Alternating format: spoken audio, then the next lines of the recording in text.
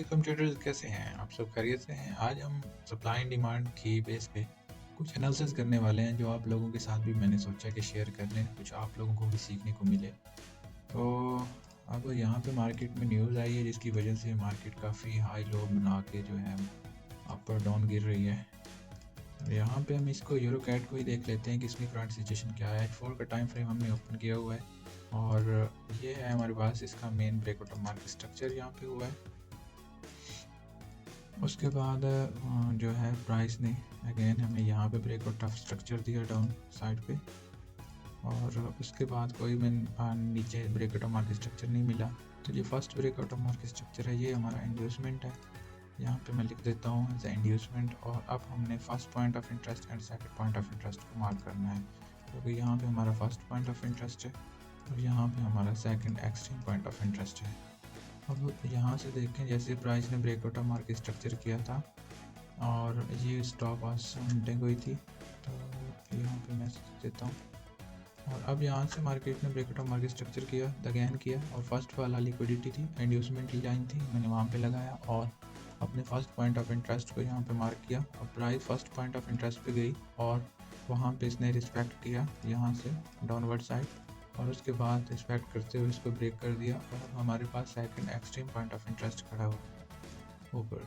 अब हम वेट में हैं, या तो प्राइस अपवर्ड साइड मूव करे और हम यहाँ से सेल कंफर्मेशन देखें और इसको सेल करेंगे। अब हमें तो पता है कि प्राइस ने इस पॉइंट ऑफ इंटरेस्ट तक जाना है, तो क्यों ना हम यहीं से बाय देखें और बाय देखने की ट्राई करें यहाँ पॉइंट ऑफ इंटरेस्ट पहुँचने के लिए, क्योंकि वैसे भी यहाँ से एक बुलिश ट्रेंड चल रहा है, तो हम इस ट्रेंड के साथ साथ इस पॉइंट ऑफ इंटरेस्ट तक पहुँचने की ट्राई करें। तो हम आ जाते हैं थोड़ा स्मॉल टाइम फ्रेम में, वहाँ पे देखते हैं क्या सिचुएशन है। तो स्मॉल टाइम फ्रेम में ये इसका first breakout of market structure हुआ, उसके बाद प्राइस ने ये सेकंड मार्केट ऑफ स्ट्रक्चर दिया, और ये फर्स्ट वाला जो इसका बना इंड्यूसमेंट लाइन बनी है, यहाँ पे हम इसको इंड्यूसमेंट लगा देते हैं। और उसके बाद इंस्टेंट पॉइंट ऑफ इंटरेस्ट यहाँ पे तो है कोई ना बेस कैंडल ना कोई इम्बैलेंस है, तो हम यहाँ पे एक एक्सट्रीम पॉइंट ऑफ इंटरेस्ट देख सकते हैं। सो ये यहाँ पे हमारा आ गया एक्सट्रीम पॉइंट ऑफ इंटरेस्ट। सो अब हमारे पास जो है यहाँ पे हुआ था breakout of market structure outside, ये मैं स्मॉल टाइम फ्रेम की बात कर रहा हूँ, और यहाँ से इंड्यूसमेंट हो गया और ये पॉइंट ऑफ इंटरेस्ट हो गया। अब प्राइस अगर इस पॉइंट ऑफ इंटरेस्ट पे आती है और हम इसको बाय करते हैं कंफर्मेशन के साथ, तो इसका टारगेट वो H4 वाला point of extreme point of interest होगा, और फिर को हम वहाँ से इसको सेल करेंगे। मीन के यहाँ इस एरिया से हम इसको बाय देखेंगे और इस एरिया से हम इसको सेल करने की ट्राई करेंगे, क्योंकि हम विद ट्रेंड करेक्शन में जा रहे हैं। तो हम उस एक्सट्रीम पॉइंट ऑफ इंटरेस्ट तक पहुंचने के लिए हमने जब स्मॉल टाइम फ्रेम में टूल अप्लाई किया कि हम यहाँ से कोई स्पेसिफिक जोन ढूंढें और यहाँ हम आके इसको बाय करें और हमारे पॉइंट ऑफ इंटरेस्ट तक जो है प्राइस चली जाएगी। सो ये है कि अगर कल प्राइस यहाँ इस जोन को करती है टच, तो हम यहाँ से बाय कर लेंगे और इसको होल्ड करेंगे हमारे एक्सट्रीम पॉइंट ऑफ इंटरेस्ट तक। सो यहाँ पे हम देख सकते हैं कि अगर प्राइस से नीचे आती भी है, तो यहाँ से अगर हम इसे बाय करें, और ये हमारा स्टॉप लॉस बनेगा 25 पिप्स का, और इसका जो हम 1 और 4 से भी करें ना, तो 98 या 100 पिप्स हम प्रॉफिट निकाल के जो है एग्जिट हो सकते हैं, या फिर आप रेकी में लगा के यहाँ 190 या 200 पिप्स तक हम इसको कवर कर सकते हैं। सो हमें वेट करना होगा कि कल प्राइस यहाँ पे आए इस पॉइंट पे, और हम इस point specific zone extreme point of interest H1 के यहाँ पे आए, और हम यहाँ पे इसको बाय करेंगे और फिर ये इसको होल्ड रखेंगे एक्सट्रीम पॉइंट ऑफ इंटरेस्ट तक, यूँ इस तरह ऐसे, और फिर वहाँ से हम एक्सट्रीम पॉइंट ऑफ इंटरेस्ट से सेल देखेंगे। H4 में व्यू दिखा दूँ आपको, तो H1 की पॉइंट ऑफ इंटरेस्ट जोन हमने तलाश की नीचे से, क्योंकि इसने ये फर्स्ट पॉइंट ऑफ इंटरेस्ट को फेल किया, अब ये सेकंड पॉइंट ऑफ इंटरेस्ट पे जाएगा। सो अब प्राइस जो है अपने इस H1 पॉइंट ऑफ इंटरेस्ट पे टैप करेगी, यहाँ से हम बाय देखेंगे और इस H1 point of extreme point of interest तक जाएगी, तो तब तक हम वहाँ पर होल्ड कर सकते हैं और फिर एक्सट्रीम पॉइंट से हम सेल ट्रेड देख सकते हैं, जो कि वो नीचे की तरफ फिर प्राइस मूव स्टार्ट करेगी। उसके बाद कोई और पेयर देखते हैं हम, यूरो एनजडी का देख लेते हैं। अगर इसमें अभी अच्छी मूव नज़र आती है हमें, तो H4 का टाइम फ्रेम हमारे पास ओपन है। और यहाँ पे अगर हम देखें तो ये प्राइस ने एक स्विंग हाई को ब्रेक कर दिया है, break out of market structure. और उसके बाद इसका जो फर्स्ट यहाँ पे ये आ रहा है लो, माइनर लो, इसको एज आईडीएम लेंगे हम। और आईडीएम के बाद इंस्टेंट पॉइंट ऑफ इंटरेस्ट यहाँ पे कहाँ से मिलेगा हमें, वो यहाँ पे है। ये हो गया हमारा इंस्टेंट पॉइंट ऑफ इंटरेस्ट। इस कैंडल को मार्क कर लेते हैं, ये इंस्टेंट पॉइंट ऑफ इंटरेस्ट हो गया हमारा।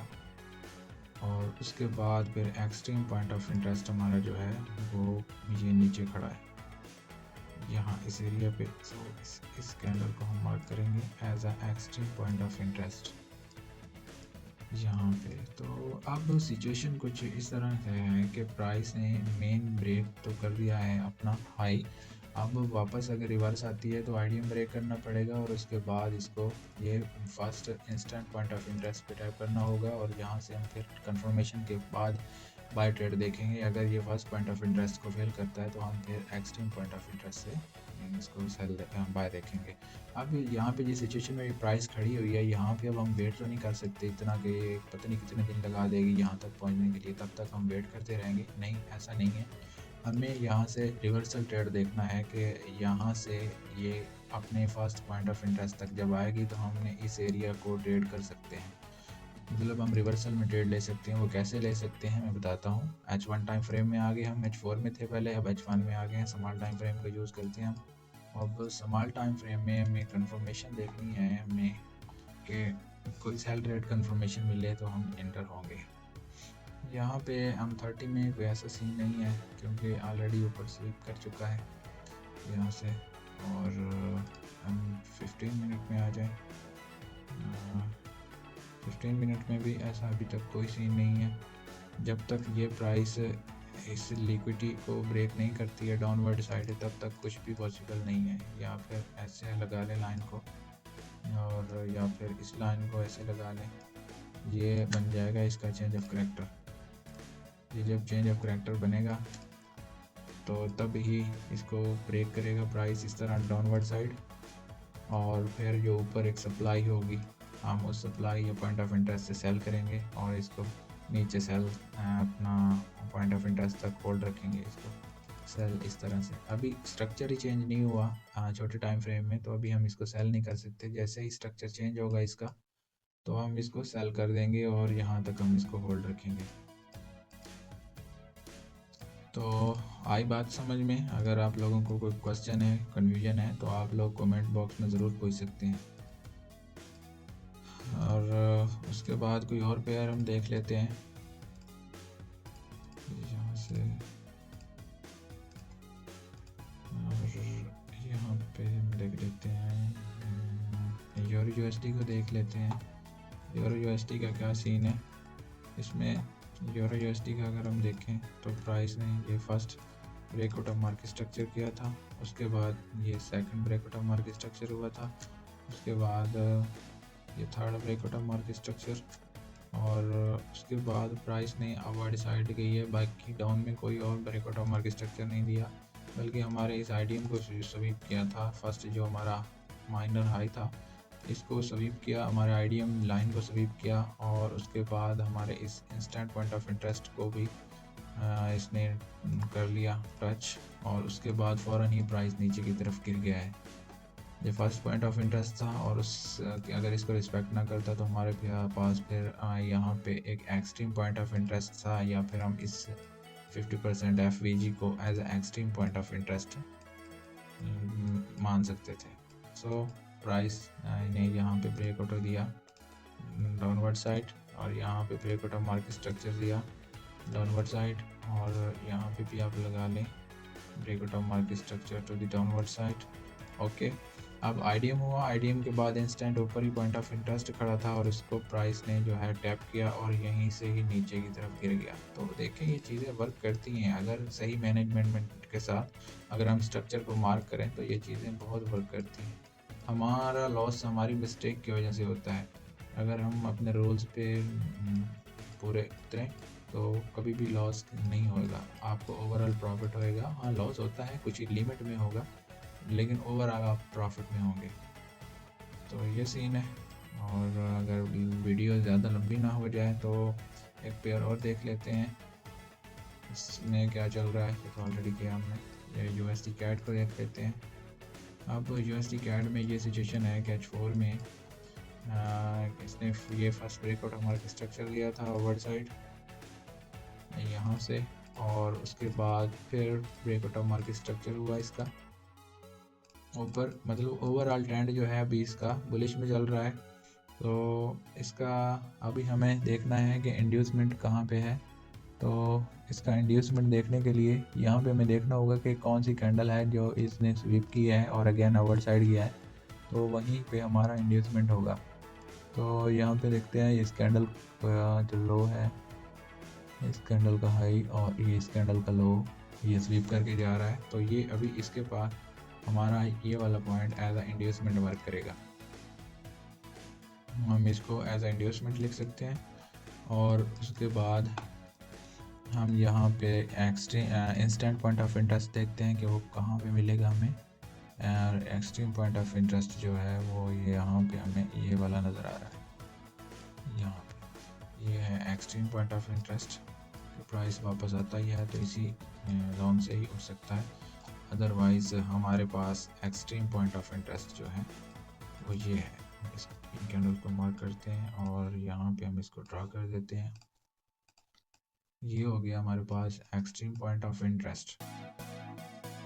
अब यहाँ से ये देखें, ये जो यहाँ पे ये लोअर लो ये खड़े हुए हैं, यहाँ पे ये हो गया, ये हो गया, और ये सारी लिक्विडिटी है। लोग यहाँ से भी बाय करने की ट्राई करेंगे, कुछ लोग यहाँ से बाय करने की ट्राई करेंगे, कुछ लोग यहाँ से बाय करने की ट्राई करेंगे, लेकिन ओवरऑल ये एक लिक्विडिटी है। यहाँ पे प्राइस कभी भी नहीं रुकेगी। अगर रुकना भी हुआ प्राइस ने तो या तो इसकी रिस्पेक्ट करके ऊपर मूव कर जाएगी या फिर इसकी रिस्पेक्ट करेगी और अपर साइड मूव करेगी। ये दरमियान में जो चीज़ है ना, ये सारे ट्रैपिंग सिस्टम है, इससे हमें बचना है, अदरवाइज लॉस होगा। सो जो मेन स्पेसिफिक जोन्स हैं वो यही दो हैं जो मैंने मार्क किए हैं।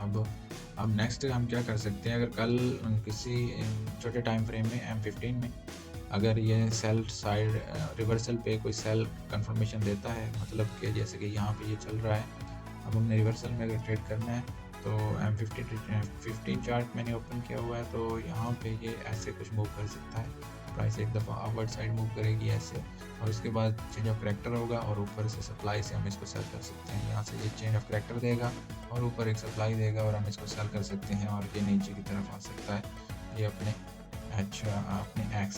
इंस्टेंट पॉइंट ऑफ इंटरेस्ट की तरफ। सो हम रिवर्सल में भी ट्रेड कर सकते हैं और इसका ट्रेंड में भी ट्रेड कर सकते हैं। सो जो USD कैट की सिचुएशन है वो ये है, सिंपल सा मेथड है, ना कोई इसमें ज़्यादा कॉम्प्लिकेटेड चीज़ें हैं जो कि बंदे की समझ में ना आए। आप लोग इसको आसानी से सीख सकते हैं। और हमारे पास अगर लॉन्ग टर्म का नॉलेज हो कि लॉन्ग टर्म मार्केट में जाना किधर है, मूवमेंट उसकी क्या हो सकती है, तो फिर हम शॉर्ट टर्म में आसानी से जो है हम उसी डायरेक्शन में शॉर्ट टर्म ट्रेड लेके छोटे छोटे प्रॉफिट बुक करके अपने इंटरडे ट्रेडिंग कर सकते हैं। मैं खुद ही ऐसे ही करता हूँ। मैं तो लॉन्ग टर्म में एक दफ़ा एनालिसिस कर लेता हूँ और उसके बाद फिर मैं ट्रेडिंग जो करता हूँ वो शॉर्ट टर्म में करता हूँ, इंटरडे ट्रेडिंग करता हूँ। मैं एक दो दिन या होल वीक मैं ट्रेड्स होल्ड नहीं करता हूँ। मैं अपना लॉन्ग टर्म एनालिसिस करके डायरेक्शन का पता चल जाता है, ट्रेंड का पता चल जाता है, और फिर उसी डायरेक्शन में उसी ट्रेंड के हिसाब से मैं शॉर्ट टर्म ट्रेडिंग करता हूँ। तो आज मैंने सोचा आप लोगों के साथ कुछ एनालिसिस शेयर करूँ ताकि आप लोगों को कुछ नॉलेज हासिल हो, खास और जो बिगनर भाई हैं उनको काफ़ी फ़ायदा पहुँचेगा उम्मीद है। तो अगर आप न्यू हैं तो हमारे चैनल को सब्सक्राइब कर लें और आने वाली नेक्स्ट अपडेट्स ताकि आपको मिस ना हो। सो अब इजाज़त चाहता हूँ, फिर मुलाकात होगी नेक्स्ट अपडेट के साथ। Thank you.